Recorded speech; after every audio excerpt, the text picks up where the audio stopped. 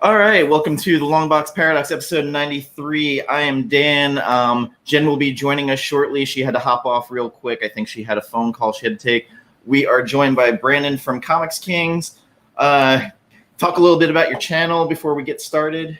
Hey, well, thank you so much for having me. I've admired your stuff ever since I started getting into the podcast stuff. So Comics Kings is a brand that I run with the kid where we just started our YouTube page just a few weeks ago. So that's pretty new. That's pretty big. And we do a bunch of original shows like Pitch, Future Past, along with book reviews. And then we also do a Creators Corner show, which is a live interview through Instagram with us and a creator. That's our most popular show. So check us out on Instagram at Comics Kings. And if you're on Instagram, you've probably seen their posts get floated around. That algorithm probably sent you. They've kept having big creator after big creator. You had Terry Dodson. Now you're having Lionel Yu. You're working on some other bigger. Yeah, and then we have a couple big creators down the line. It's just one after the other. We started with Scott Lobdell. Then we went to Alex Sinclair. Then Steve Orlando, Cena Grace. Giuseppe Camicoli. That's because I'm a Vader plus Undiscovered Country. Vader run. I'm Vader. Everything. Look at my phone case. It's Vader. And then Charles Soule, his Daredevil, just sitting next to me, like casually. I didn't even plan it, but I was like, yes, this is my favorite book, and I had to have him kind of as like a. But yeah, we got Lionel Francis Yu on September 12th, which is who, if you're not familiar, just look at his new Avengers run and. X-Men is coming out. X-Men 2, I forget which X book is he on, the regular X-Men book, or was he is the main artist with Jonathan Hickman writing. They're getting ready for their big X of Swords event. There's so many X books that came out like all at one time, so it was like he's the main one. He's the main one. And he's been around forever. He did X-Men run back in the late 90s with Chris Claremont. New Avengers is where I really got into him during the Skrull. And then Secret Invasion with Brian Michael Bendis, which is one of my favorite Brian Michael Bendis runs or events that he did in Marvel. I'm weird with Bendis, where I feel like the more books he does, some of them kind of downslide. Where when he's on 1 to 3 books, he's at his best. Yeah, that's how I'm feeling with Jason Aaron right now. Don't get me started on that guy's Avengers run. Oh my gosh, that's just the cringy. I'm already Jason Aaron. I'm a huge fan of Jason Aaron's. Oh God, I can't. Thor. No. Southern Bastards, and that book has been delayed for 3 years now, possibly 4. It has not come out in a long time.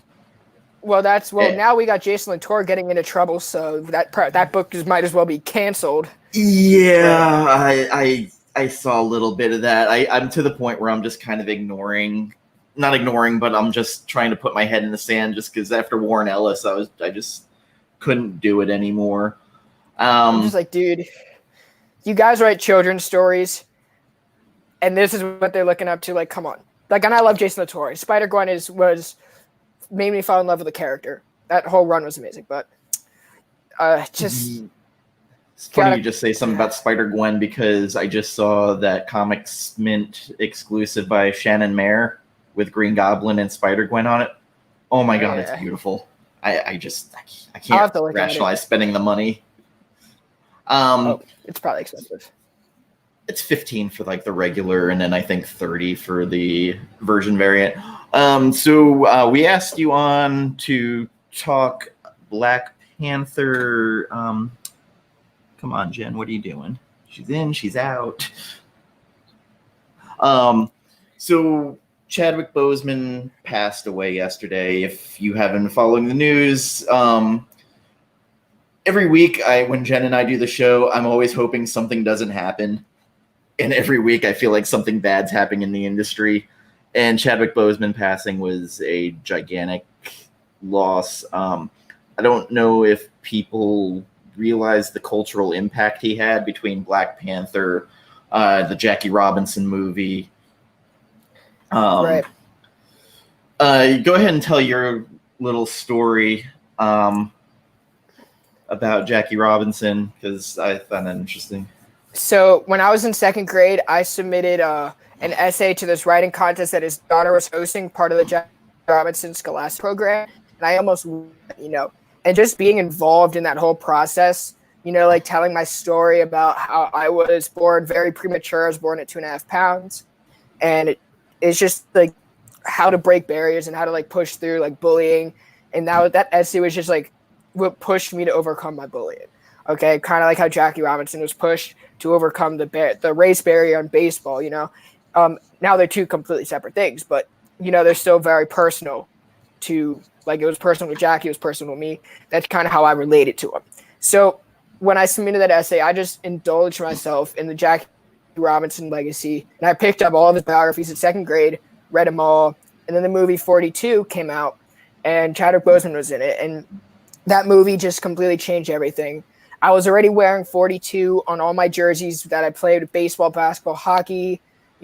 Everything was 42. Even like my Instagram username on my personal is 42. Everything in my life is 42, just to carry on the legacy of Jackie Robinson. And it's a very important legacy. Even if you're not a baseball fan, it is an important legacy to hold.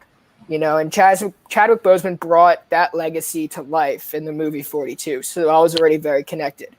And then he got to play Black Panther, which is I don't want to say Black Panther is one of my favorite Marvel characters. I really appreciate Black Panther.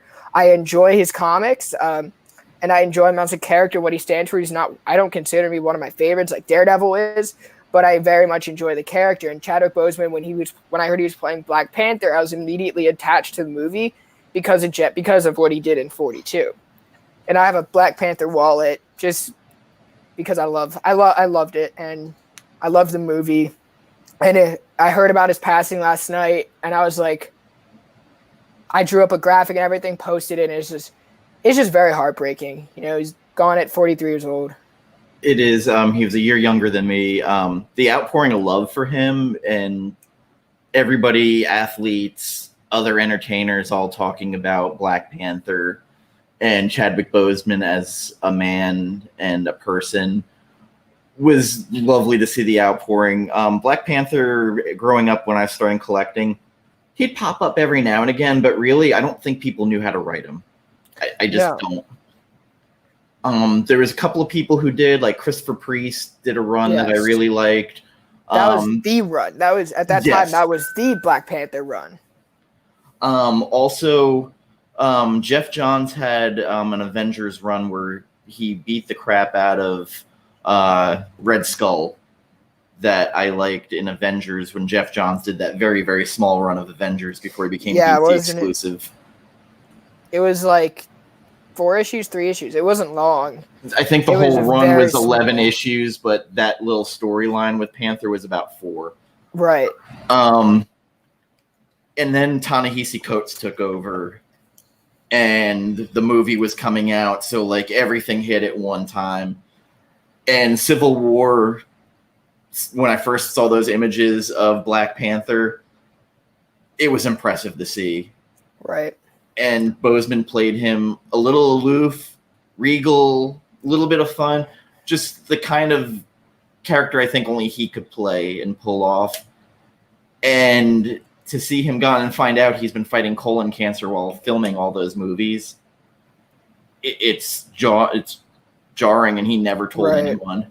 Yeah, he kept it very under wraps. That's why leading up to Black Panther, it kept getting delayed and delayed and delayed, right? And that's why Black Panther 2 got delayed, but they never came out and said that, so now we know that was the reason why. But like if you hear what all the cast been saying, even people that knew him personally, he's done like a lot for his community. Like he bought out this movie theater for the Black Panther premiere so that like this whole community of like poor Black children could watch. And then he waited for them to come out. Yeah, so that they could watch their hero on the big screen. Black Panther is just more. That role is just more than, let's say like Tony Stark putting on the Iron Man suit. They symbolize two completely different things. Like when I look at Black Panther, I almost see like Captain America. With that kind of symbolism that you're carrying America's legacy. You're carrying like something like you're carrying a community beyond like the physical fight. He was an icon of representation that a whole generation now have a leading hero who was out front. He wasn't a sidekick. He was a ruler. He was a badass. Like, he fought Captain America, Bucky, and Falcon all at the same time, and a cosmic threat. Like, awesome for people to see. Like, it just, and then, you know, now you have white kids running around as Black Panther. That's their hero. Right. Now, I used to teach karate, and I used to work in an area that's very profound with Latinos and African American children. So leading up to like the Black Panther movie and then even the Miles Morales movie, these were two heroes that like I call my children, 'cause that's how I treated them. Like my karate students, they're 3, 4, 5, 6, 7, 8, right? They're all ages, but these are the heroes that they're looking up to. When we had our costume party, about half of them were Black Panther and Miles Morales. You know, and it's just remarkable to see this escape that these children have to look up to be better. And that's what Chadwick Boseman was about. You know, even in his interviews, in his movies, when he was off script, he was always doing more for the community. And I feel like we're going to get a Miles Morales live action movie at some point. Right. Like, the groundswell's there. Like, I think people want it. Oh, yeah. Sony just needs to get to that point in their story. Yeah, basically. Either that or the next movie has to bomb, or Tom Holland has to be like, I don't want to do this anymore. Or Tom Holland's like, I'm going back to the MCU. Yeah, that too. But, also, I recommend anybody wanting to see a great Chadwick Boseman performance, check out Get On Up, the James Brown biopic he did, which he is fantastic in that movie. He's the best. Also, anybody joining us, Jen had a personal matter come up, so she may or may not be coming back. I don't know. But if you came here for Jen, she'll get there, maybe. But we're joined by Brandon from Comics Kings. You got me. We got him for a little bit. I know you had like kind of a hard out. Yeah, because we have dinner reservations. Oh, dude! Thank you again. Thanks for joining. Because otherwise, I'd be here just rattling on. I'm sure everybody loves to hear you talk. You know, just no. They come here for Jen. I'm just the side piece. Well, I guess you guys are here for me now. You know, I'm sure y'all see me on Instagram. Now look where we are. We're on YouTube. So we talked a little bit about Chadwick Boseman. What are some books that you think people are sleeping on? They need to get up on. Oh my gosh. Well, I was not prepared to answer this, but I think Adventure Man is the biggest one right now from Image. It is by Matt Fraction and Terry Dodson. So if you're a big fan of Matt Fraction, you know, he's done a lot of indie stuff. He's done a lot of Marvel stuff. And he just did a Jimmy Olsen story, which is hysterical. Yep. Terry Dodson, you guys know from all of his covers. And this story was like 10 years in the making, right? When they were working on X-Men, they were doing this. And then when they were on a Iron Fist book together, or not, what was it, Iron Fist? No, it was a Defenders book. It was Defenders. It was Defenders. That's when they came like, hey, remember that idea we had? Let's do it. It's a great book. If you've seen Mr. McGorham's Magic Emporia, that movie with Natalie Portman, it's kind of something very similar, just takes it to another level. Another book that I think that, wow, I've been reading so many indie books right now because I've been on superhero burnout. When the kid and I started Comics Kings, we were heavy into the big two. We're reading everything, and we still are. But I'm not picking them up. I'm reading them online. I'm sorry, I'm guilty of it. I'm reading them digitally because I'm just like, I don't care. I care, but I don't. Like, Batman is great. Daredevil is great. Venom is great. I'm burnt out by Venom now. I'm like, he's everywhere. I'm very burnt out by Venom. X-Men, I'm still a fan of, but everything else, I'm just like, there's not a good Spider-Man book. There's not a good Avengers book, and I'm just like, this Empire storyline. I like what it's leading up to because it's giving Wiccan and Hulkling that moment that they should have had years ago. You know, we already know this event is just it's gonna bring them together to be married. I'm unfortunately, like I'm guilty of this, just like everybody else. Thought that Hulkling was going to be used as a puppet going into this event, because it's like, hey, do you remember what we did with Eternity Mask in Incoming and Marvel Comics 1000? No, so we're not going to use Eternity Mask now. So we're going to spin it this way. I'm just like, okay, cool. If you're telling a Wiccan and Hulkling story, I'm here for it. Jim Shang loves it because he's doing all the covers, but yeah, it was just weird that like Marvel, of course, had to spoil the whole marriage thing. Like, yeah, we kind of knew what was happening, but like they literally were just like, "Hey, by the way, this is happening." Yeah, it's like, okay, yeah, cool. Now, the only thing that I like about Empire is it's giving Dan Slott the Fantastic Four book that he had in the first 5 issues. After Ben Grimm got married, it's like the book sucked, and now it's back to being good. The Empire X-Men has been good though. It's been really good because I'm here for magic. Like I'm all here. Yes, and Strange Academy is a book that's picking up. Awesome. Now for all you people that are saying, hey, I'm picking up because it has 4 first appearances, screw you, because it's a good story, and if you have a kid, this is a great way to get your kid into comics. It's a great all ages book. It's fun. Scotty Young has become a really good writer. Yes, and it's like between Middle West and everything. Yeah. Oh, I just picked up the 3rd volume. It's so good. I'm not a big fan of Humberto Ramos's art. He's very hit or miss for me. When he was doing the Hunted arc in Spider-Man, I was nope. But this book is so fitting for his art style. This book this story was like made for him. So I'm very excited about that book. If you guys are just picking it up because it's like key, come on, read it for the story. It's one of the best original stories that Marvel is actually producing right now, that hasn't been cut, like the Ghost Rider book. Don't get me started on that. But Ed Brisson is a fantastic writer, and if you're not putting him on the next Moon Knight book, I'm sorry. Chris Bachalo is another artist like Humberto Ramos, where his art you're either in for it or you're not. Like there's no in between. Chris Bachalo and Doctor Strange, I was like, yeah. Chris Bachalo and Deadpool. No. I actually have Chris Bachalo's version of Magic tattooed on my leg.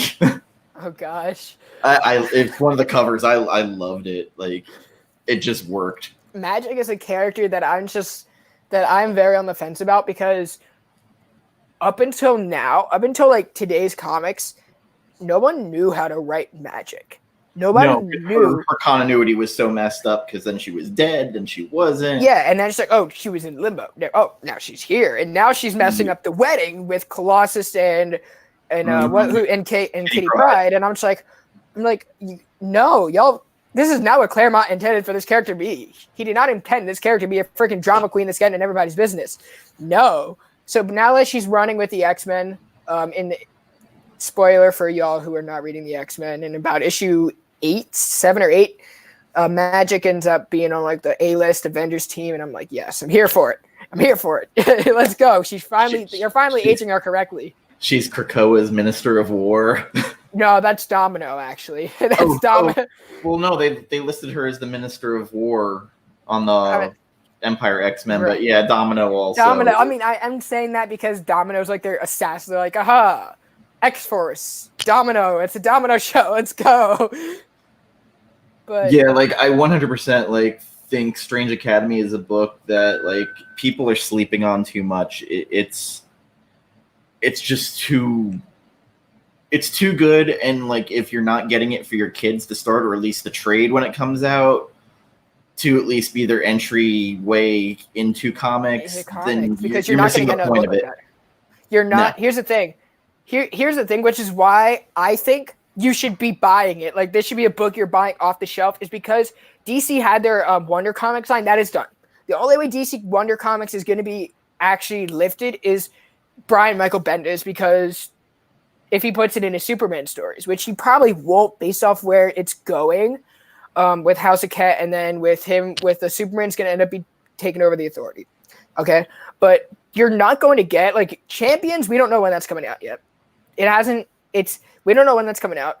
So other than like the Miles Morales book, this is the only book that you're going to get those young heroes that your kid can like look up to and be like, they're just a few years older than me, if not the same age. I can relate to them.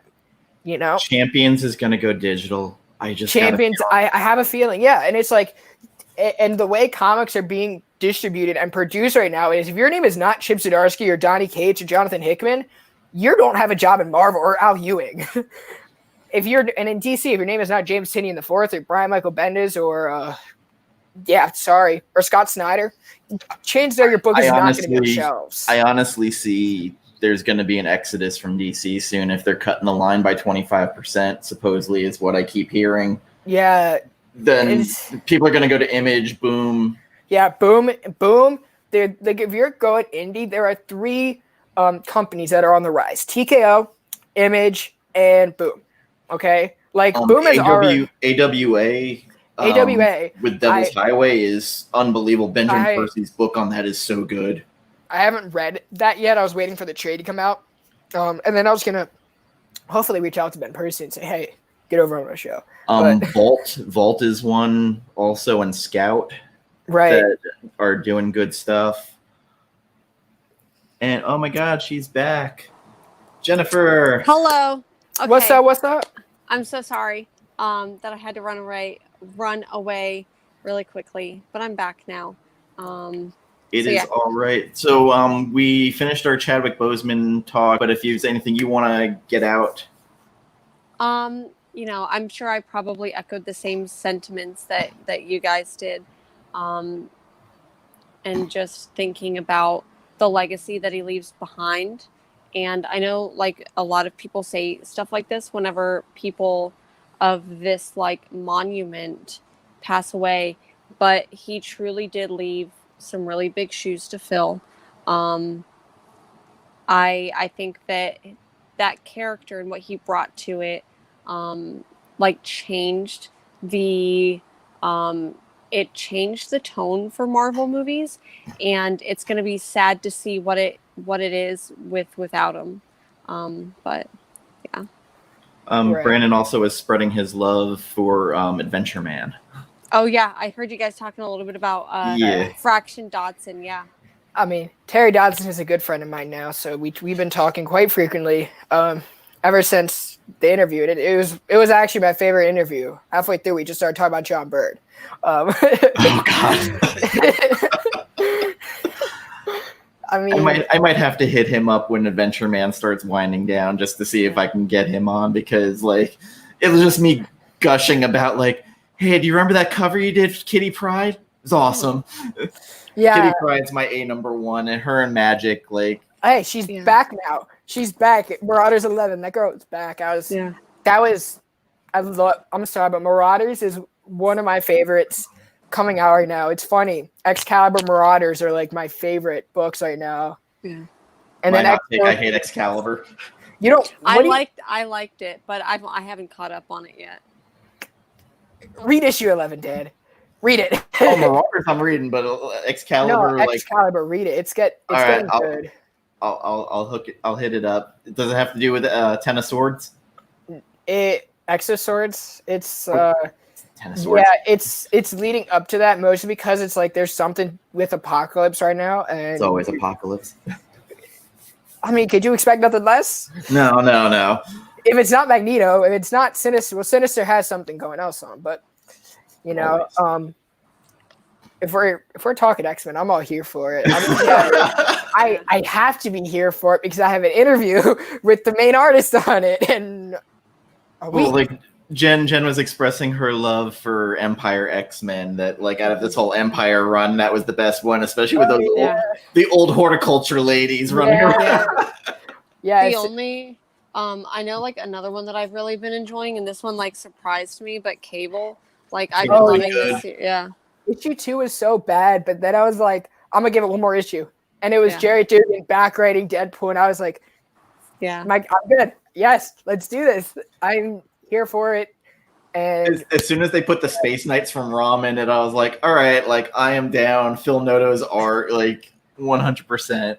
I'm like, Rob Liefeld, what do you think of this? Oh gosh. What do you think of Kid Cable? Yeah, I've already heard him go nuts about that.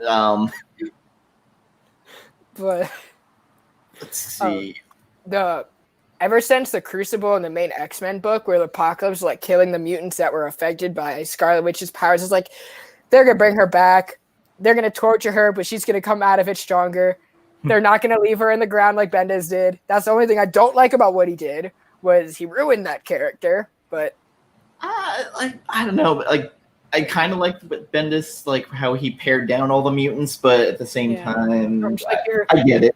Well, this is what I think. This is my theory. Is because X-Men was not part of the MCU, and this was during the big MCU rush. You're like, X-Men, you can only be like our fourth best book. You cannot be better than Avengers. You cannot be better than Captain America. So do something to make it this level. But you cannot do anything. You cannot be your normal self, Bendis.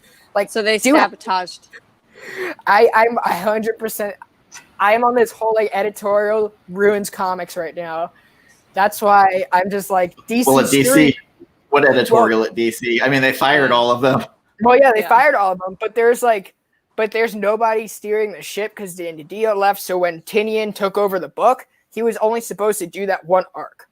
But then they're like, "Hey, do something else." He's like, "Yeah, the Joker story." So they're like, "Do it," so it's very creator based. It's a very creative story. And it's a very different take. It's like it has Joker in it. So if you're exhausted by Joker right now, especially with 3 Jokers, I'm with you. But this is it feels different than every other Joker story, just because of the new characters actually have a role in it, and it's not so Batman versus Joker. Well, I mean, after Tom King got his editor fired because they argued over an artist, I knew it was all downhill. Man, I was like, if you're coming at Tom King, you're ending his run early, like significantly early. Just because he did not outsell Immortal Hulk, no other book outsold Immortal Hulk. What are your thoughts on Tom King? I've been meeting Tom King at cons for 3 years. So I've been able to listen to him talk, and I see. The thing is, if you're a balls to the wall Batman fan, this has to be Batman kicking ass. Sorry, excuse my language for all the children. Oh no, we're. Oh yeah, this is not a family-friendly show. Oh, maybe it is. I don't know if you have a cool family, but it's a Bruce Wayne story. It's a Bruce Wayne hitting rock bottom. So he's here, then he's gonna marry Selena Cobb, and boom, he's back here. It's like a heartbeat. He formatted like a heartbeat. And if you look at like the psychological things about Bruce Wayne, it's not so much what Batman is doing for Gotham, it's what Gotham is doing to Bruce Wayne. Think about it like that, and you'll enjoy it much better. It felt like a deconstruction just for deconstruction's sake. But when do we get these stories? Horrible dialogue. Bat, cat, bat. But here's the thing. When do we get a story that focuses on Batman actually being a human being? That is actually constructive and reflective of Bruce Wayne's character. We never get that because every writer wants to do their really cool Batman story like Scott Snyder. Now, like Court of Owls, it's a great story. There's cool stuff everywhere. You know, that Batmobile that him and Capullo created was sick. But it's like cool. But there's no like introspect. There's nothing that personally is connecting me to the book. I love it just because it's cool. It's like rock on, but it's not something that's like makes me feel attached. I'm not going to attack anybody for their love of a book. Like for me, it didn't hit, but Grant Morrison's for some reason, like the weirdness and oddness of it, like hit every part of what I needed. Because Grant Morrison didn't really give a fuck. He was just like, I'm going to do this. Hey, watch your language. I'm out. There's different things of Batman. Like there's always something like I love Peter Tomasi's run. Yeah, he seems to get the character and the stories, and then he always has an artist who can convey what he has in the script where it moves really well. Whether it's Patrick Gleason or oh my god, I'm blanking on the artist. That's Jorge Jimenez. No, Jimenez was not Jimenez. Jimenez was on Super Sons.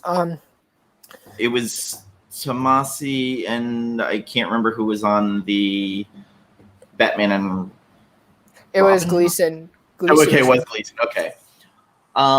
There's different things like Tom King when he's doing like Vision, Sheriff of Babylon, and Mr. Miracle. Mr. Miracle.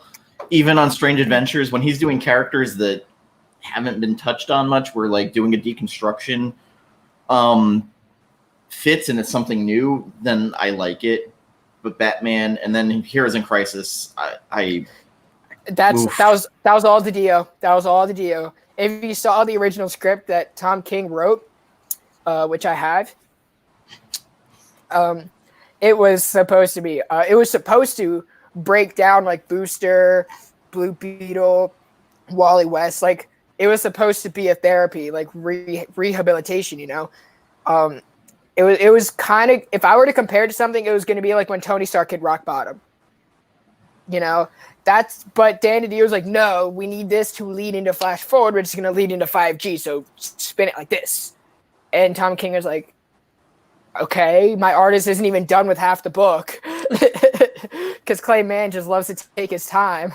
Yeah, I love Clay Mann, but I'm a fan of Gary Frank, and Doomsday Clock with how long it took in between issues was like insufferable. I hate it. I think that's why one of the reasons why I hated one of the many reasons why I hated Doomsday Clock, but other than Alan Moore, every issue just like, yeah. If there's a book that's supposed to lead your next continuity shift, you need to make sure that it is out on time, you know? Yeah.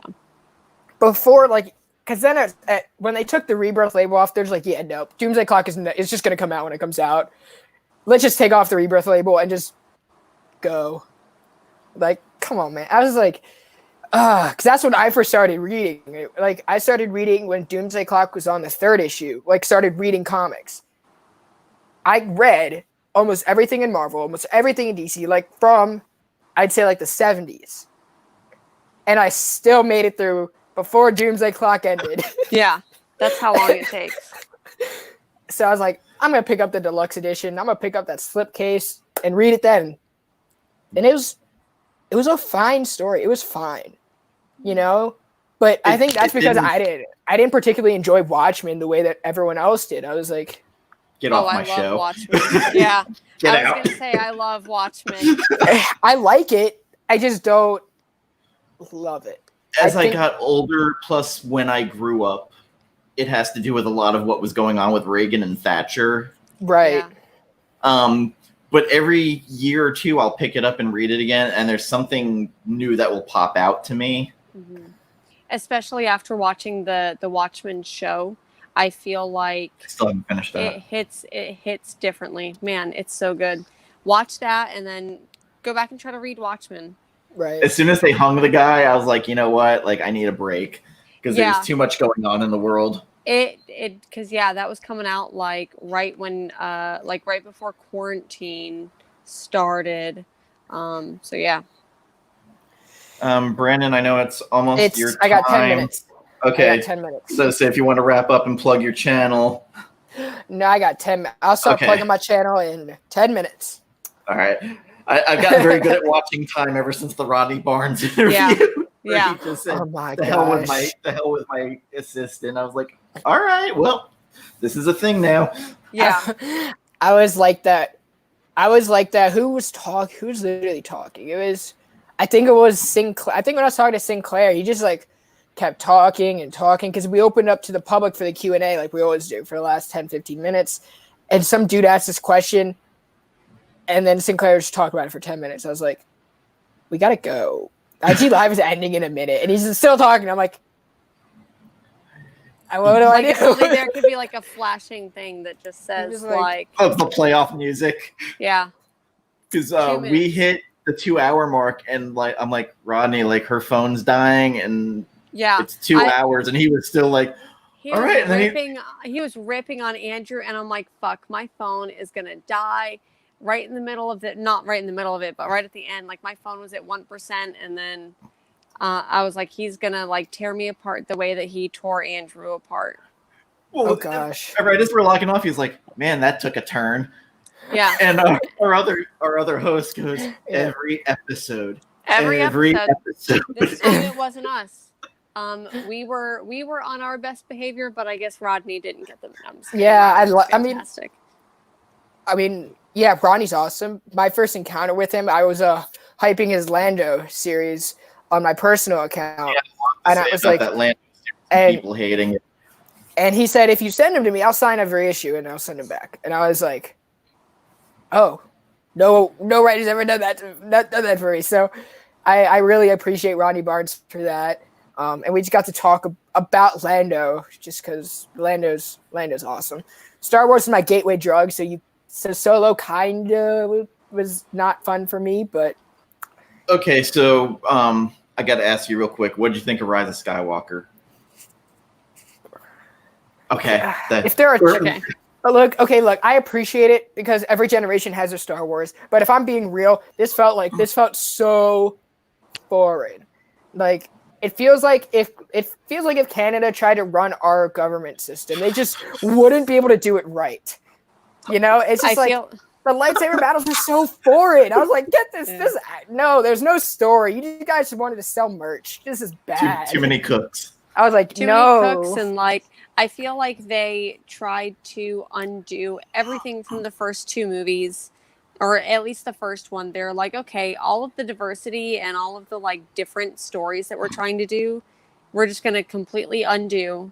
Rian Johnson damage control. Yeah, exactly. Yep. And then at the end with that fucking kiss, and I wish I could erase that from my mememory because that was kiss? Like the weird like the weird. Hey, I'm look, dying. We have two women making out, like a kiss, or are you talking about like Rey and Kylo, where it's just like Rey and Kylo? Like, yeah. Why the entire? I don't know. I fucking hate that movie.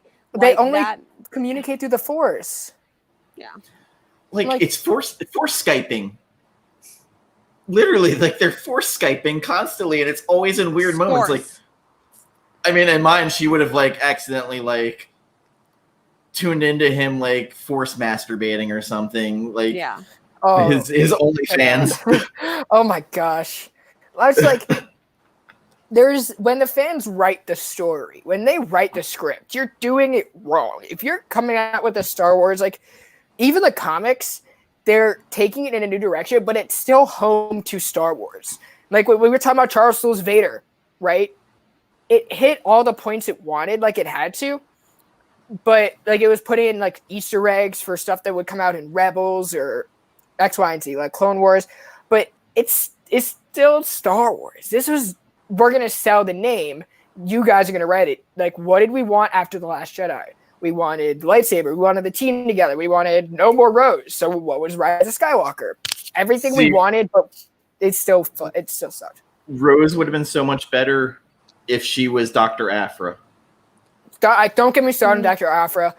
That ruined Jason Aaron's Star Wars run. Oh no. Dr. Aphra love Dr. Aphra. So good. I mean, Dr. Aphra is one of in my opinion, Dr. Aphra is one of the best comics that we have. She's a fun right character. Kieran Gillen, the way he wrote her at the beginning of that Darth Vader run. I'm going to disagree with you there. I love it. I think that it's bringing in so many new readers that don't need to have like a crazy, like they don't need to watch all of the Star Wars movies. They don't have to they can just come in knowing base knowledge, and I think that Dr. Aphra is fantastic for new fans. I mean, she has evil 3PO and evil R2. Yeah. Looks like I gotta go. Thank you for joining us. Go plug your channel. Yes. So plugging my channel real quick. Follow us at Comics Kings. Instagram is Comics Kings. YouTube is Comics Kings as well. We got Creators Corner, which is where we interview a creator. We got Future Past. We got Pitch, book reviews, and we have Spotlight Saturday, which I've been really bad about, but I'm gonna get that out. Okay. So thank you for having me on. Hopefully we can do this again next week. Whenever you want to have me back, I'm totally down. Yeah. I will make sure that next creator one, I will start plugging and regramming and everything. So enjoy your dinner. Yeah. Thank you for so joining much. us. My pleasure. Nice meeting you guys. All right, nice meeting you too. Take care, guys. Okay, bye-bye. Okay, I think I'm gonna try to do this. I don't know if I can. Okay, you're good. You're landscaped. Landscaped. Okay, I have to get back a little bit. Okay, that was really cool. I've seen him do a lot of stuff on YouTube and the Instagram lives. The and IG stuff. Live, I think. Yeah. it's so cool to see him do that. So I'm really glad that we had him on the show, Yeah, even though I had to like miss most of it. So I'm sorry about Yeah, that. he But told I'm the back. story about Jackie Robinson and Chadwick Boseman, so like it was really good. Okay, so we're up to the review part of our show. 40 minutes in. Yeah. Normally it's about 20 minutes. So Yeah. So go ahead. Okay. So I just want to go ahead and I want to start off. I know we're going to talk about it. This book. I hated it. I hated it so much. Viewers of the show know how much I fucking hate seeing the Batman origin story again when we don't need to. And I saw the scene, spoiler alert, some pearls rip off of Martha Wayne's neck. Martha. And I made it to page 9 of this and I had to fucking stop because I think that's so stupid. I don't know if I'm going to go back. I know that like this is going to be the sequel to Killing Joke and all of that, but I don't know if I'm doing it anytime soon. This one broke me the way that Batman's back got broken by Bane. This book is Bane. I'm Batman.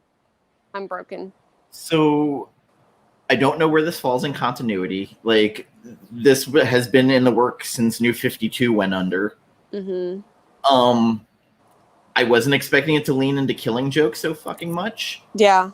I love Jason Fabok's art. Jeff Johns, for some reason, really seemed like he loved writing Red Hood. Jason Todd. I felt like he was getting more of the spotlight. I understand people's dislike of Killing Joke. I really don't know why we're leaning into Killing Joke again. Again, as a Batman fan, I like the book. Yeah. I get its place in like Batman's lore. Like I get it, but at the same time I'm like, I don't need it. Because even Alan Moore like has regrets over it. Yeah. In between being a mall Santa, a wizard, that meme going and writing around. The instructions to undo and writing the instructions on how to undo all of the shit show that's been 2020 in Jerusalem. Anyone who's read Jerusalem, are you out there? Have you actually read it? So we have a question. Broke you because it was bad or because it was good? Okay, so I hate the fact that like in every single Batman story, they seem to have to tell Batman's origin. At this point, we know his origin. We know they go out to a play or a movie, and then in the back alleyway, someone tries to rob them, and then, the pearls get ripped off. So every time, I know that this one was doing like that flashback montage, but I see that and I'm like, you can't sell me an original story with that. I see that and I'm like, I know this is not going to be an original story.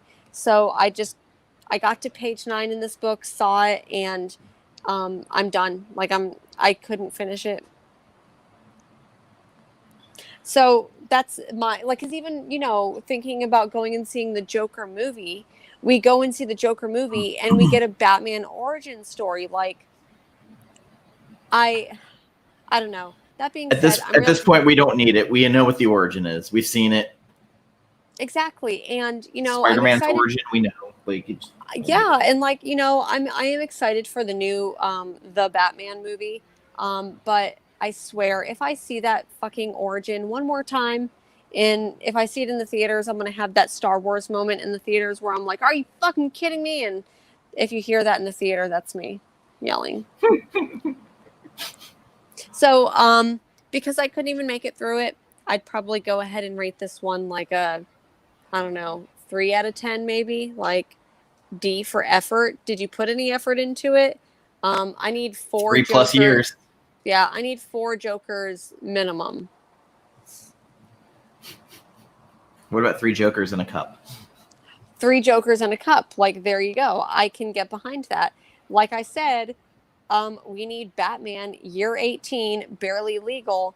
DC, I know you don't take submissions like that, pitches, but I'm here to write it for you whenever you're ready. Batman Year 18, Barely Legal. Come on, let's What do if it. it's Batman and Jim Gordon in The Lighthouse? Yes. With Gary Oldman playing the Willem Dafoe part. 100%. And then, like, Aquaman is there. You guys are weird. I'm out. You just kill a bird, bro. Yeah, that's I don't know. This one. Or is it going to be Aquaman with a cloaca? Yeah, Aqua Cloaca. Cloaca Man. Two things that don't go. Yeah. So that's I just wanted to get that out of the way because this week of pickups was actually like not a bad week. I know the last couple weeks, like I just haven't been into it. And like I had my DAP week, and this week was actually really good. I wanted to get that out of the way to talk about other cool stuff. All right. Well, I'm going to dive right into my Yeah, highest rated book. It is Philadelphia #7. Oh my goodness. Yeah. So as if you watch our channel, we talked to Rodney and he kind of teased some stuff. I had read this in advance, thanks to a friend of the show. And damn, we wanted more Abigail, and Abigail was awesome. Yeah. And spoiler alert, at the end, it didn't say her name by name, but I'm like 99% sure my girl Angela Davis shows up at the end and is a werewolf. Hey, Kim. Hi. I kind of saw that because I was like, someone used the model for that. Yeah, to me, like it looks like Angela Davis, and it doesn't look like they give her a name, but apparently she's a werewolf, and I'm all here for it. I think she needs her own series. So, Rodney, since I know you do watch the show, I'm just kidding. People report he actually retweeted us talking about Philadelphia. Oh my gosh. Among other people. So there is a line in here that after talking to Rodney, I 100% like it's him projecting with Abigail talking about them meeting up with Thomas Jefferson and how, they're bloodthirsty vampires with unquenchable thirst. And he wants to make nice with his former adversaries.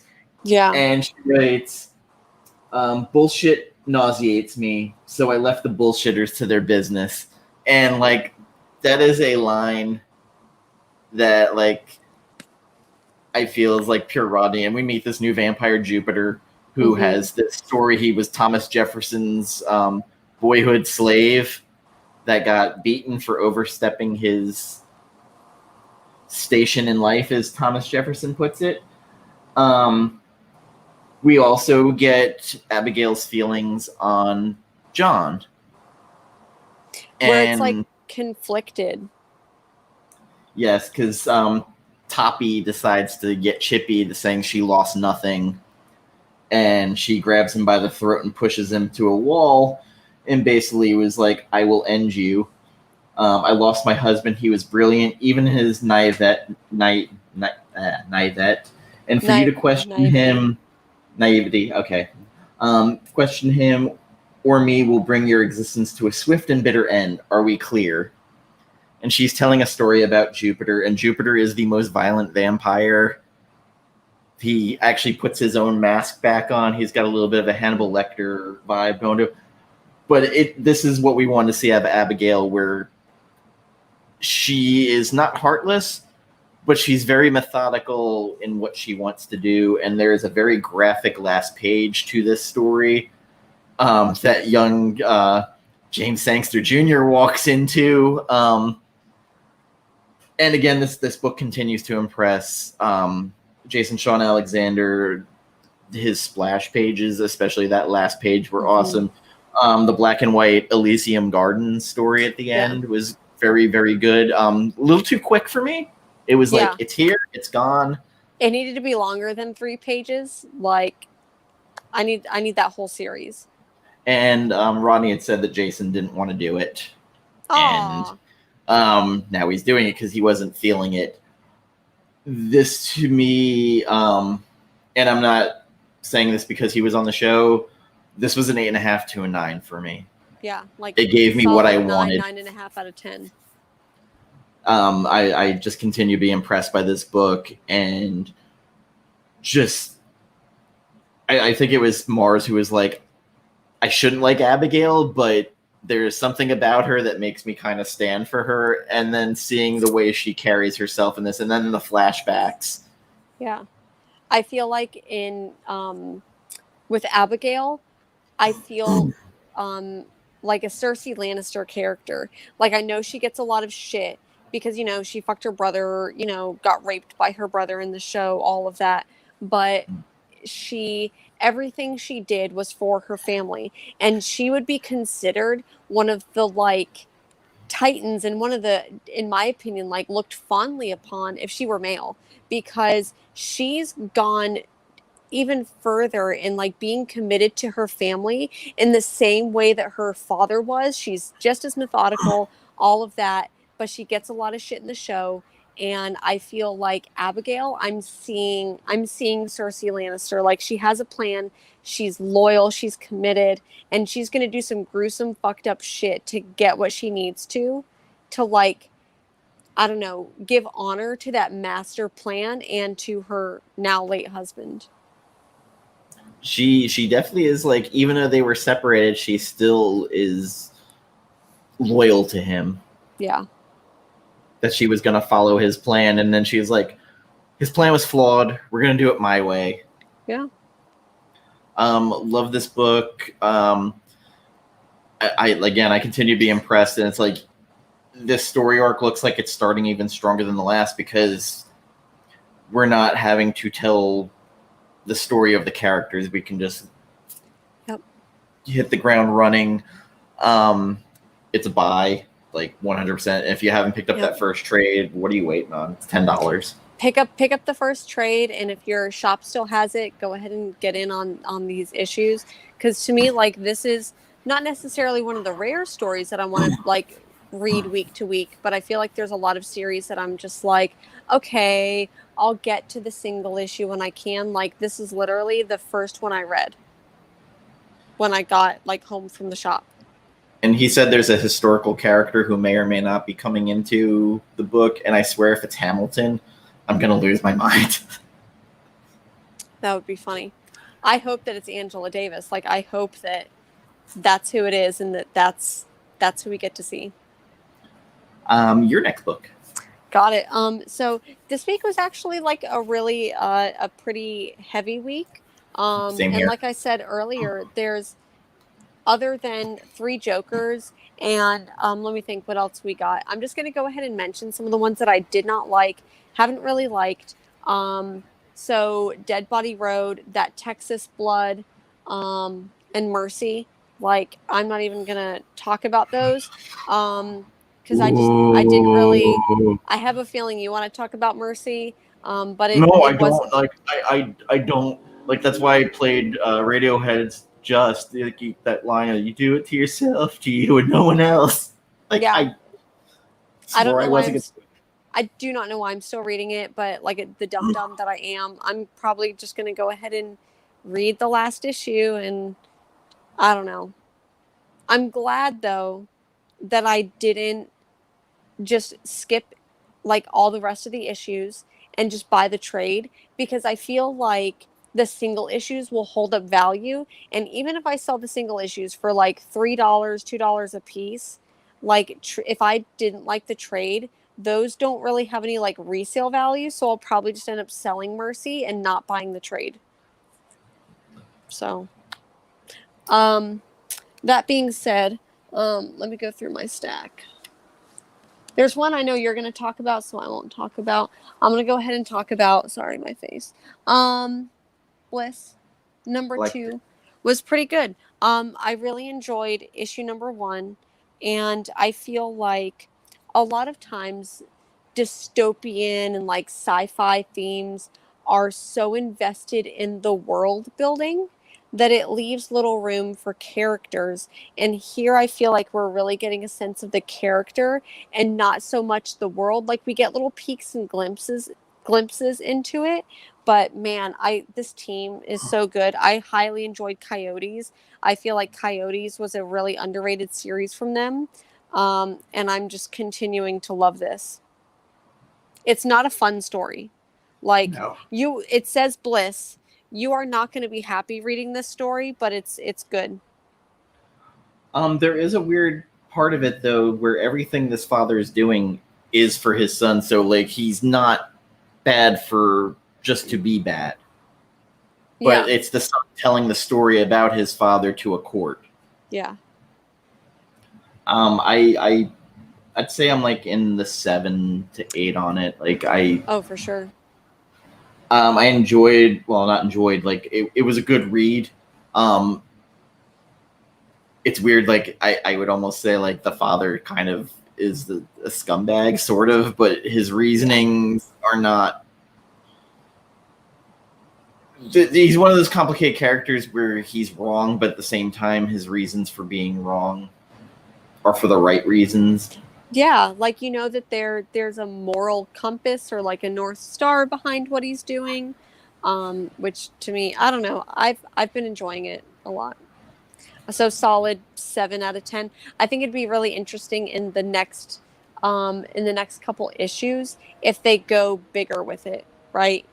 So very much so, because now they introduced the bigger character at the end, and there's a god involved. What is your next pick? I'm trying to like point.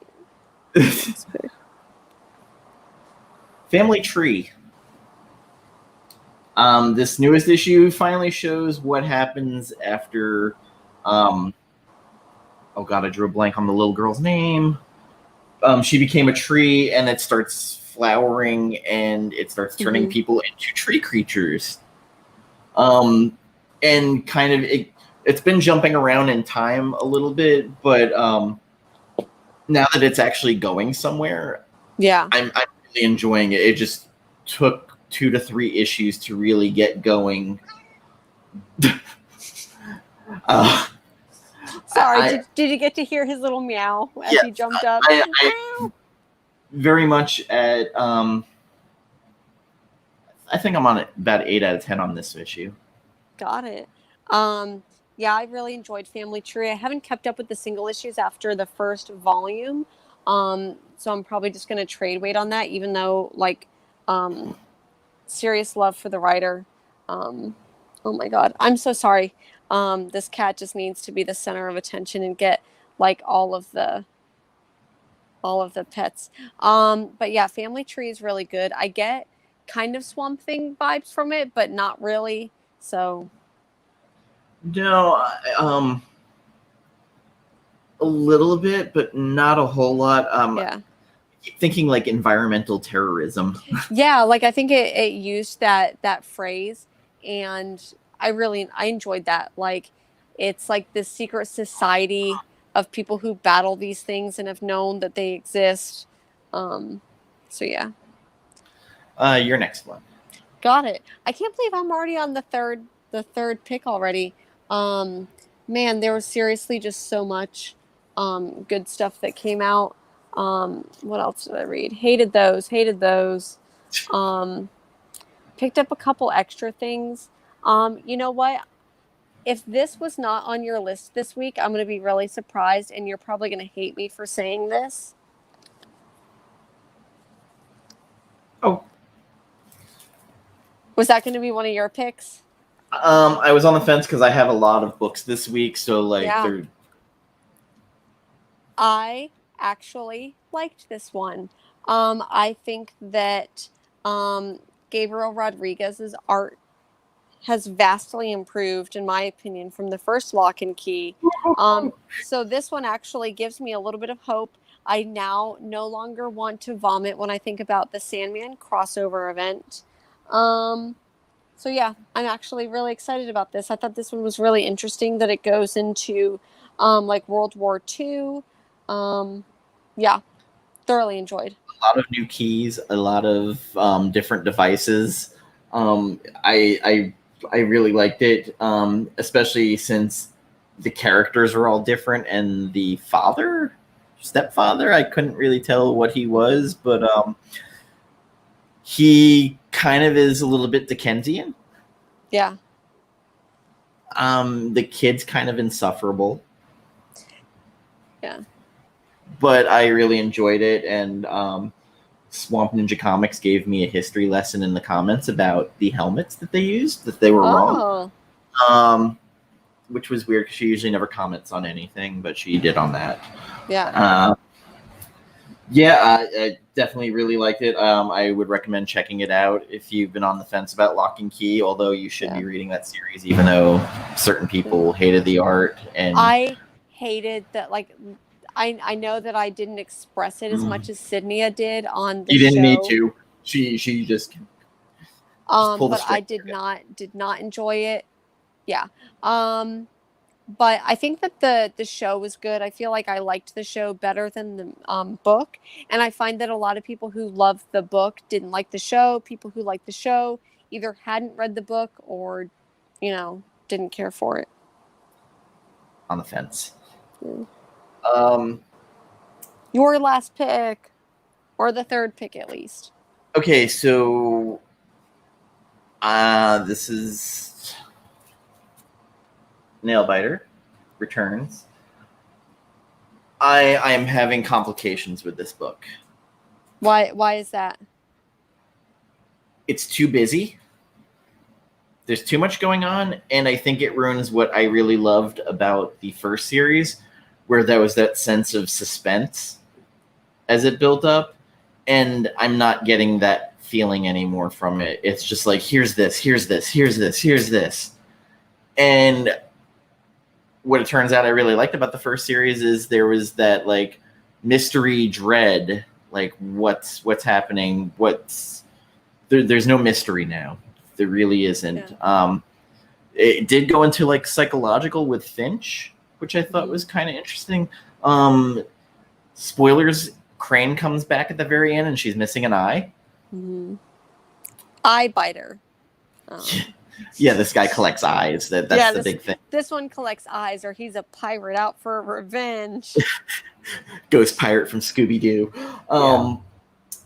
I'm still enjoying it, but I had to get out my gripe about this one thing that I feel lessens the series for me. 6 out of 10. Yeah. I didn't hate this. Like, I feel like I enjoyed the first volume a lot, and I think that maybe my theory about this is that I don't know how long Nailbiter Returns is going to last. So I don't know if like it felt a little bit like there's a lot going on. They have to jam it back. Because they have to jam it. Yeah, because maybe, this was announced before quarantine, and then literally that April, it was supposed to come back, and it didn't. So maybe April Fool's Day, it was supposed to come out. Yeah. And then, so maybe after realizing that, like, stuff's going down, there's not a lot of content coming out, maybe after quarantine and stuff started being released, they had to make some choices. Possibly. So maybe I don't know how long we're going to get. This was not announced as a limited series. So they said nothing. They just said it's coming out. That's it. Yeah.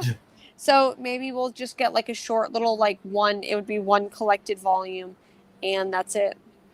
Possibly, unless it's going to be like, we're going to jam pack this first arc and then like slow it down. Yeah. Yep. Yearbook. Those are my like 3.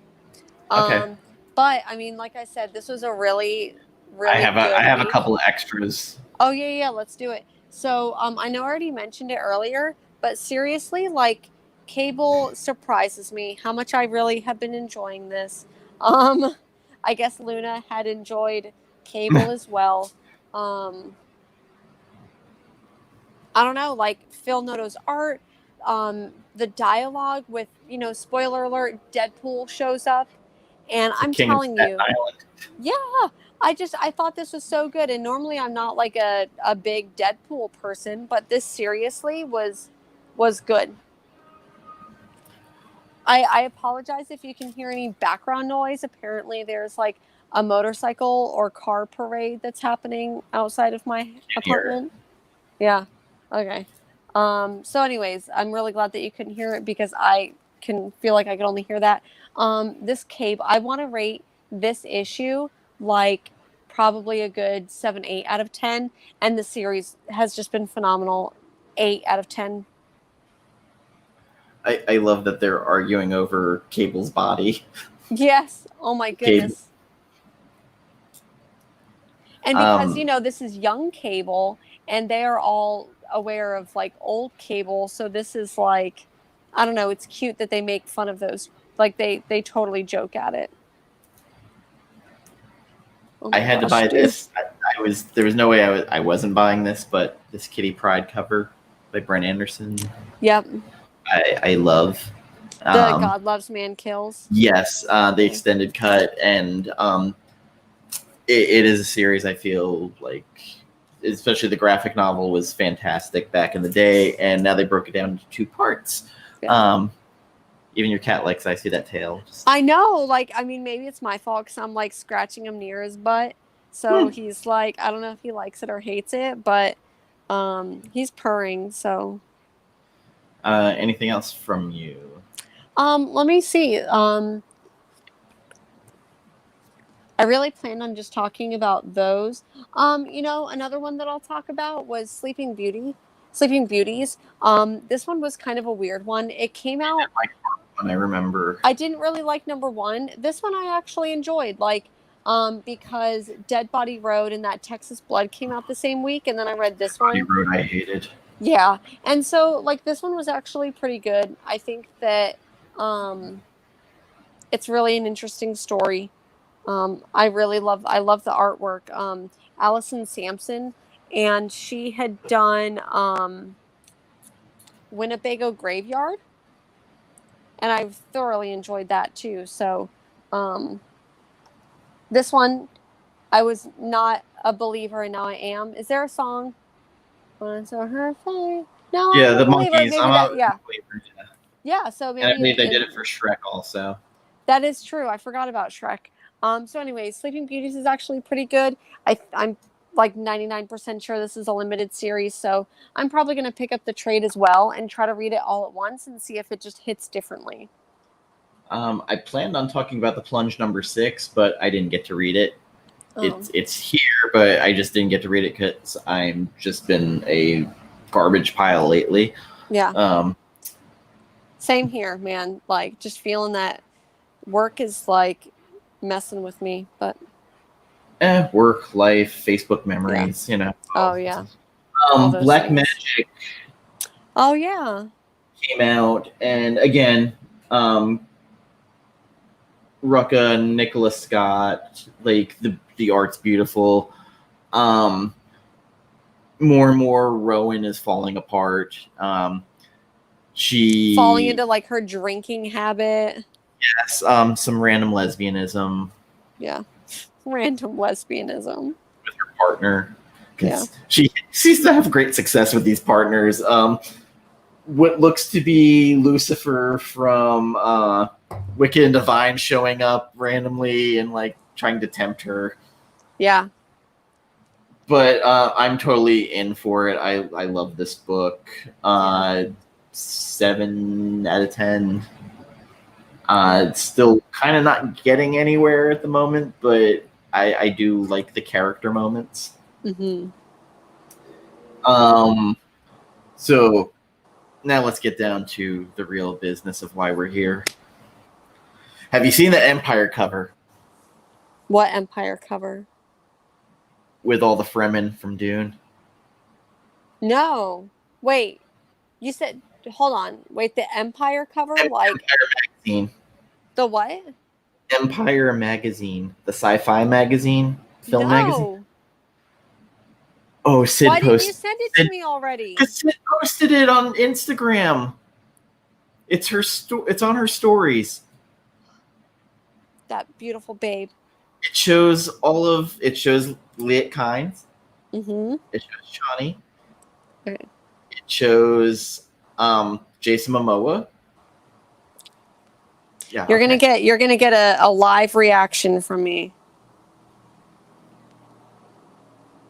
I know I posted the thing about do we need to do a live trailer reaction? Sid's like, my body is ready. And it's like, oh, I'm not going to say what was popped in my head because I just know that it's going to be perceived wrong. But yeah, I'm totally, I'm here for this.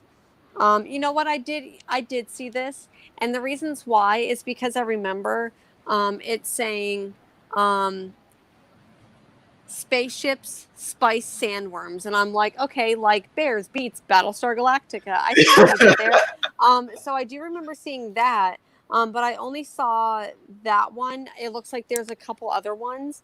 So you see Chan, yeah, now this one I do see with Chani and Liet. yeah, I wrote woo back and then she wooed back at me. So woo! Yeah. I love that woman. And then this one right here, where you get to see what I assume is a sand worm. Mm-hmm. Hey, that took like a year of them like messing around with to get the perfect sandworm. That looks pretty good. Like this to me looks frightening and almost Lovecraftian instead of just like weird CGI.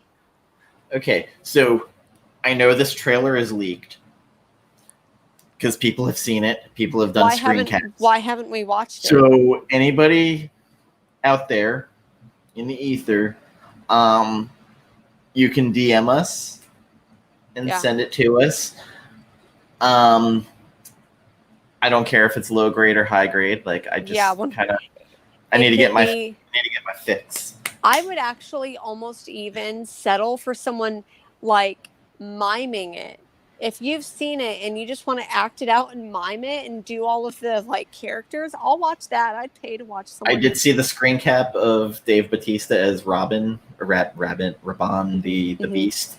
Looked interesting.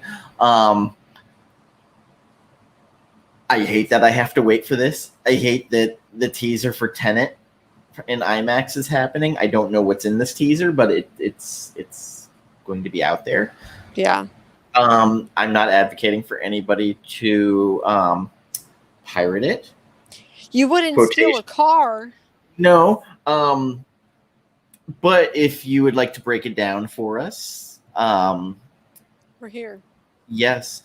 I need this in my life. I don't want to wait till September 9th for it to go global. The trailer, not the teaser. I have been posting updates because I keep going on Twitter and searching leaked Dune trailer. That's literally what I just typed into Google. I'm like, Dune trailer leak, please and thank you.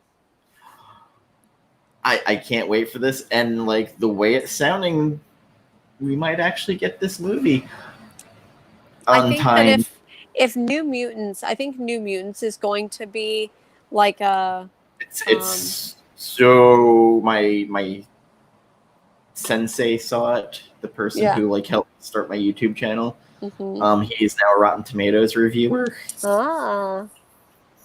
He really, really did not like it. I heard that... He said there were 10 people in the theater when he saw it. That was it. Well, I mean... Smart.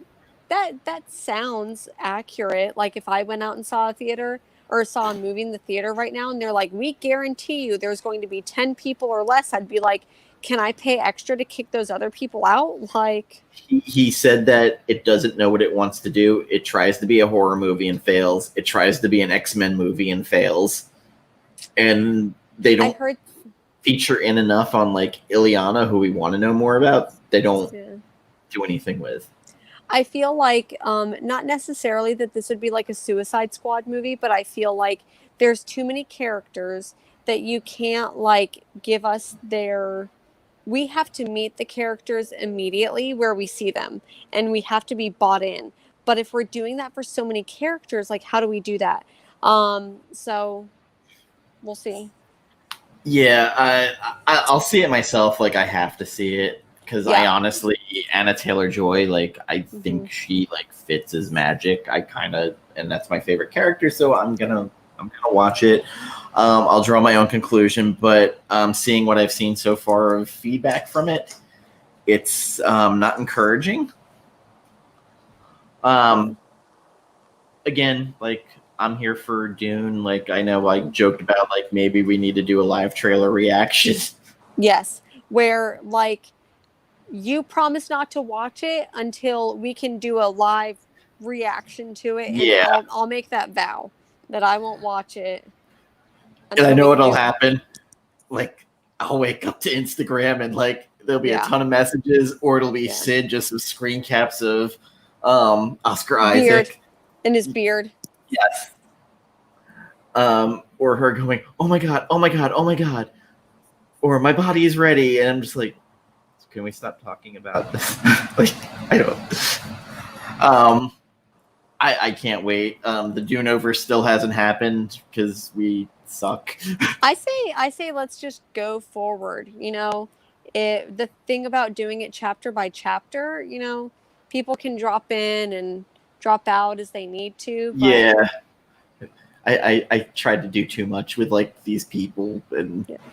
I mean, Sid's 11 hours ahead of us, so that's difficult. Yeah. Cinia, she's very busy. Yes, very. Because she's about to go back to school, and She is back in school. Got She's reading a lot of manga now. She just recorded her video today from her job, which check out her YouTube channel, Cinia Reads. She is posting about manga now, and she's just adorable. So, and she's one of my favorite people. Even though sometimes I don't agree with her. Love you. So I think, is there anything else you want to talk about? I feel like that was it, you know. I mostly just wanted to like talk about new comics and well, we started with a downer because like I hate every week. I'm like, hey, nothing bad happened. This is gonna be a good week. We don't have to. Oh, Chadwick Boseman died. Yeah, literally yesterday. So that was sad, and I feel like I'm still processing it. So I understand if we relation between Jackie Robinson Day and Jack Kirby's birthday and him passing on that day. It's very like a weird correlation. It is, and it just makes it heavier with all the things. So, but yeah, on Tuesday, Mars and I will be talking about Batwoman. We're going to go in on... I thought she put it was Wednesday the 2nd. Yeah, there was a little bit of a scheduling mishap. It is supposed to be Tuesday. So. Okay, good, because I was like, okay, well, I can be there for it then, because I'm off Tuesday night. Got it. I'm not going to be on the show. I'm just going to be in the chat. Yeah, it's just Mars and I. It's just Mars and I. But I'm excited. Just coming in and hijack it. Yeah. Nah. But yeah, Batwoman has been one of my favorite characters, and one of hers as well. So I'm really excited to talk about it with her. And as I announced on Instagram, for the foreseeable future, we'll be continuing streams on Saturday at 5:30 p.m. 2:30 Pacific. Because our schedules are in flux. Yeah. And Monday I'll be getting tattooed by Gambit. Whoop, whoop. In celebration of the Black Monday murders. That'll be very cool. Yes. I still don't know where it's going yet because we have to figure out the size. And yeah. Hopefully it won't make me burst out in fever like my back did. Yeah. That's only happened twice and it's both been on my back. Well, if this is on your shoulder, maybe it'll be different. I've had no trouble with my shoulder. That's why I'm like, oh, good. This will be a first. Because the back pieces were big and they're right by the ribs. Yep. Like that area. So with that being said, thank you for joining us. And also thank you to Rod Justarican and his comics for having us on last Sunday. You can find that on the replays, and of course check out Rod's channel. He's super supportive of us, and we kind of derailed his show and made it weird with some of our fans. Think we made it weird. I don't think we made it weird. I think the comments wanted it weird, and we delivered. Very much. But it was a fun time, and there was a lot of nice comments about us, and continues to be. And of course, John's Comics with Kids. another supporter of us who has been fantastic and was a great guest on our show. Oh, seriously. And like literally, like I know I say this, but his show on Saturday morning, like I literally wake up and I'm like, is it on? Did I miss it? And so like I love watching his show every Saturday morning with his two Jabroni daughters. shirt. Yeah. I'm wearing that. You can find it at Jabroni Nation if you put in the tag, and you can find where to support and buy his shirts. Comic Tom 101 has one. Helps the family out. Not much more to say. Like Rod, I know he's still struggling with it. But with that being said, join us next week. And next month, we will have our book club. It'll be Black Monday Murders. And weirdly enough, this is your 27th episode with me.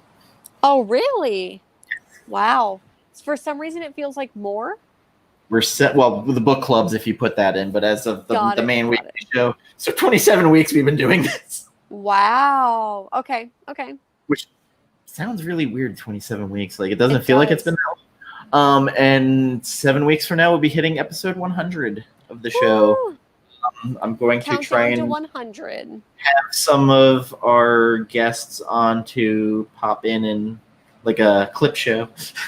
Oh my goodness. So like one of those shows that no one could work that week, so they just went ahead and did like a clip episode. Yeah. It'll just be a replay of the lighthouse. Just a flashback episode. Yeah, that just over and over and over for 2 hours. or Cinia like making fun of Scott Pilgrim going, I guess you didn't have anything to say, Brian Lee O'Malley. But again, thank you to all our new viewers, and Kim, you're always here supporting us, and you are fantastic. And you're Rodney Barnes' favorite now. Yeah. You offered to hurt somebody's. Cool. So take care, everybody, and join us next week. Bye-bye. Bye.